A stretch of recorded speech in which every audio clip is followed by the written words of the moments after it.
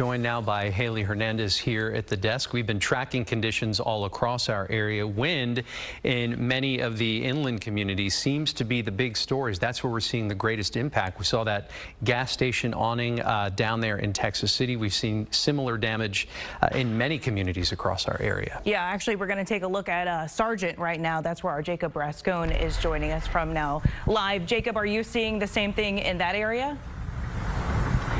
Yeah, we just arrived in the Sargent area. Of course, it made landfall just 10 miles southwest of Sargent Beach at 12:30 a.m. I'm standing, as we zoom out, in front of a home that got a couple of feet of water inside the first floor. The water was a couple of feet higher than it is now. It continues to go down. And then as we go over this way, you're going to see that some of the streets near where I am are still flooded. Some people are going in and out. There are some who told us they're waiting for the water to go down before they go and check on their RVs and their homes. We're pretty close to the beach here in Matagorda County. Whenever there's a hurricane or tropical storm that hits near here, they get some flooding. But this was pretty bad. I mean, you look in there, and I was talking to the man who lives here, Kim Henry. He's been here for several years. You know, he got a couple of feet in there. Thankfully, he said he's learned by now to get everything out of the first floor. Over here, you've got a bunch of, there's some big 2x4s and even pipes back there. He said it don't belong to him. They belong to neighbors. He said it was just a really bad wind event. Here he is. I just spoke to him a few minutes ago. He had to run in because he had to get the generators going, but here's some of what he had to say.